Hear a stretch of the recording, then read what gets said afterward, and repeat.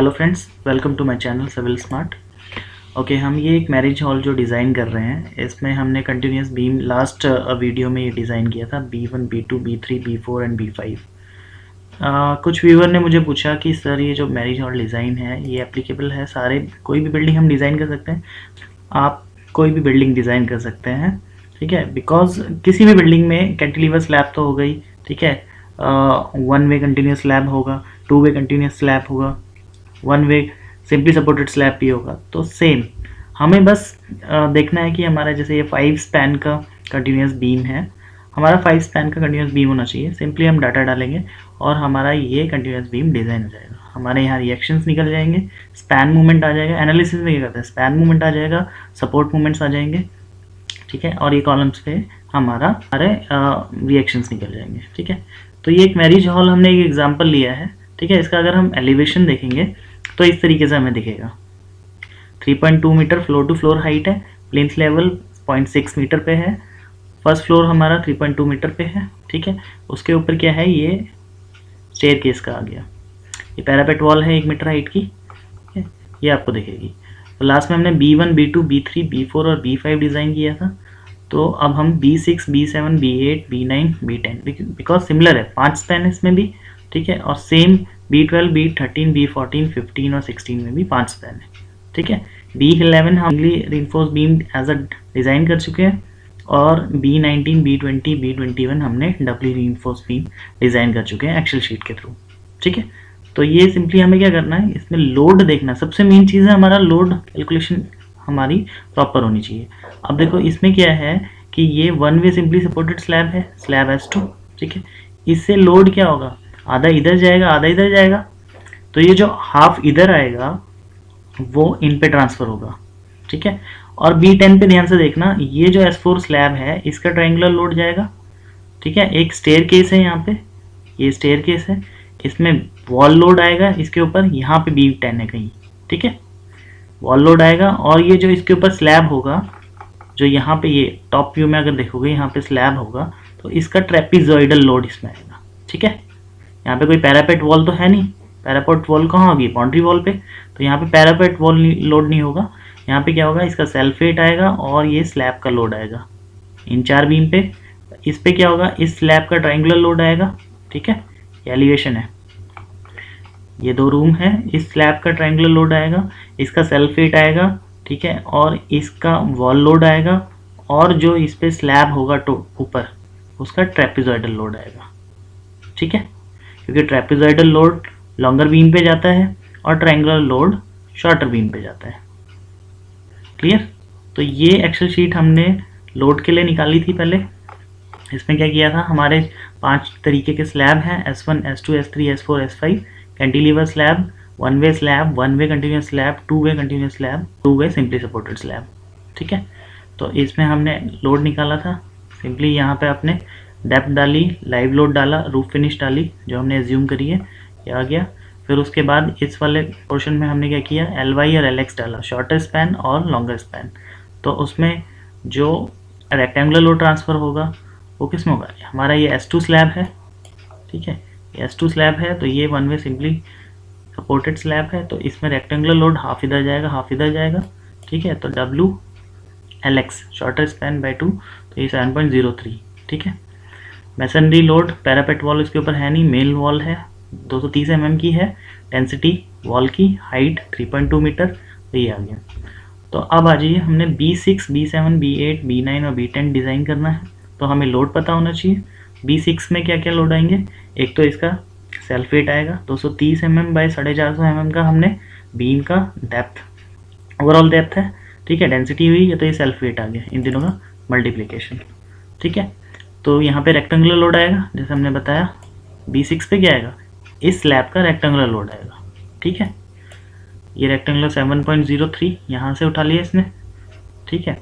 ये triangular load कोई नहीं है, ट्रेपेजॉइडल लोड कोई नहीं है, पैरापेट लोड इसमें नहीं है, मेन लोड इसमें नहीं है, इतना आया, तो यहाँ फैक्टर्ड कर लिया, तो ये कितना आ गया 14.3।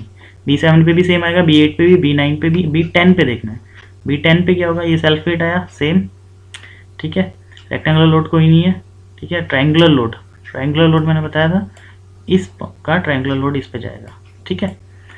ओके, ट्रेपेजॉइडल लोड जो हमारा स्टेयर केस में टॉप पोर्शन यहाँ पे जो स्लैब होगी सिंपली सपोर्टेड स्लैब 2 वे, तो उसमें ये जो ट्रेपेजॉइडल बनेगा उसका लोड इस वाली बीम पे आएगा, ठीक है, B10 पे। मेन वॉल लोड जो ये 3.2 मीटर की वॉल लोड है वो भी किस पे आएगा, B10 पे आएगा, ठीक है। तो अब हम अपनी शीट से डिज़ाइन कर लेते हैं। सिंपली करना क्या है, यहाँ पे हमारा 3 मीटर 3 मीटर 3 मीटर के स्पैन ये डाला हुआ है। लास्ट वीडियो में भी हमने इसे क्लियरली समझाया था। यहाँ पे बस मैं B6 B7 B8 B9 और B10 का डिज़ाइन करके दिखा रहा हूँ। ये साइज़ हमने यहाँ पे डाल दिए, ठीक है। सेम साइज़ के ही सारे स्पैन होंगे। FC के हमारा 25 है, ठीक है। FI 415 है न्यूटन पर mm²। क्लियर कवर 25 दिया है, ठीक है। कोई भी वैल्यूज़ आप यहाँ चेंज करोगे, एज्यूम कर सकते हो कुछ भी, ठीक है। बीम के लिए 25 लेते हैं, एज्यूम डाया 20, तो हमारा D आ गया 405 mm का। अच्छा, यहाँ पे हमारी वैल्यूज़ क्या आई थी, 14.43, तो इन 4 बीम पे, और 49.19, 14.43, ठीक है। यही हम कॉपी कर देंगे, सेम इस पे भी आ रहा है 14.43, 14.43, और यहाँ पे कितना आ रहा था 49.19, यहाँ पे हम डाल देंगे 49.19, ठीक है। तो देखिए हमारा ये हमने लोड डालने से सबसे पहले फिक्स एंड मूवमेंट्स यहाँ कैलकुलेट हो गए। फिक्स एंड मूवमेंट यहाँ पे, अच्छा, फिर उसके बाद हमने डिस्ट्रीब्यूशन फैक्टर यहाँ पे कैलकुलेट कर लिए। ये लेंथ हमारी वहीं से जो हम यहाँ पे लेंथ डालेंगे, ठीक है, ये एक्सेल शीट इसे यहाँ पे इंसर्ट कर लेगा। उसके बाद हमारा स्टिफनेस कोफिशिएंट निकल जाएगा 4EI/L, ठीक है। और ये हमारा क्या गया, डिस्ट्रीब्यूशन फैक्टर्स आ गए। यहाँ पे ये डिस्ट्रीब्यूशन टेबल बनी हुई है, इसमें हमारे ये क्या आ गए, फाइनल एंड मूवमेंट्स आ गए, ठीक है। फाइनल एंड मूवमेंट्स आने के बाद हमारे रिएक्शंस, ठीक है, जैसे हमने लास्ट वीडियो में निकाले थे, रिएक्शंस आ गए RA पे, RB1 RB2 RC1 RC2, ठीक है। ये टोटल रिएक्शंस आ गए कॉलम पे, ठीक है। उसके बाद शेयर फोर्स कहाँ पे, जहाँ पे 0 होगा वहाँ पे बेंडिंग मोमेंट मैक्सिमम होगा, तो ये स्पैन बेंडिंग मोमेंट आ गए, ठीक है। तो ये चीज़ हम यहाँ पे इंसर्ट होगी क्योंकि ये यहाँ से उठाया गया। तो जब यहाँ पे हमारे स्पैन बेंडिंग मोमेंट और सपोर्ट बेंडिंग मोमेंट आ गए, तो यहाँ पे PT स्पैन, यहाँ फॉर्मूले लगे हुए हैं, तो ये आ गए। तो मैक्सिमम हमारा सपोर्ट मोमेंट ये आ रहा है 0.841 और मैक्सिमम स्पैन मोमेंट 0.397, तो यहाँ पे 0.841 0.37 इसमें आ गया।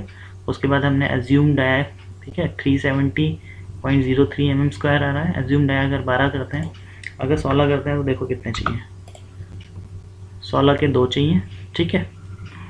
तो 16 के हम ले लेते हैं। यहाँ पे सपोर्ट में ये आ रहे हैं, तो यहाँ पे भी अगर हम 16 mm के लेते हैं तो हमें 16 के 4 चाहिए, ठीक है। तो ये हमारा जो AST प्रोवाइडेड है, हमेशा इससे AST रिक्वायर्ड से ज़्यादा होना चाहिए, ये सेटिस्फाई कर रहा है, ठीक है। ये हमारा डिफ्लेक्शन चेक कर लेंगे सिंपली पुराने वीडियोस में जैसे किया था। ये हमारा जो मैक्सिमम यहाँ पे आया होगा, ये मैक्सिमम सपोर्ट में, इसमें मैक्सिमम शेयर इन्फोर्समेंट यहाँ से आ जाएगा, ठीक है। तो अब हमारा लास्ट जो हमने डिज़ाइन किया है, ओके, ये हो गया डिज़ाइन। अब यहाँ पे B12 B13 B14 B15 और B16 पे, तो इसमें तो केवल सेल्फ वेट आ रहा है क्योंकि स्लैब लोड तो ट्रांसफ़र हो नहीं रहा, और यहाँ पे ट्रायंगल लोड स्लैब का ट्रांसफ़र हो रहा है, ठीक है। तो ये कौन सा है, B12 से शुरू है, तो ये भी B12 B13 B14 B15 same 10.78, और ये B16 पे 24. तो देखो यहाँ पे हमने क्या डाला 10.78, देखना ये सब चीज़ चेंज हो जाएगा। Fix and movement support reaction 10.78 10.78 10.78, ठीक है। और यहाँ ये जो आ रहा है B16 पे 24.55 24.55, ठीक है। यहाँ पे फिक्स एंड मूवमेंट देखिए चेंज हो गए, ठीक है। उसके बाद हमारे यहाँ पे ये हमारे डिस्ट्रीब्यूशन फैक्टर्स निकल गए। ये हमारा movement distribution final and movements आ गए। ठीक है, फाइनल एंड मूवमेंट्स आने के बाद इसने रिएक्शंस निकाल दिए, रिएक्शंस एक्यूरेट आया। उसके बाद ये सपोर्ट रिएक्शंस और स्पैन बेंडिंग मूवमेंट। ठीक है, यहाँ पे ये इसने मैक्सिमम वैल्यूज़ यहाँ से उठा ली 0.381 0.118। ठीक है, और ये जो वैल्यूज़ हैं अगर हम यहाँ 12 के mm का डालें तो 2 रिक्वायर्ड हैं और इस स्पैन पे 12 mm क्योंकि कम है मूवमेंट। ठीक है, तो यहाँ मूवमेंट 4 रिक्वायर्ड है। Deflection check, shear form reinforcement. तो फ्रेंड्स, ये वीडियो अगर पसंद आई हो तो शेयर करिए।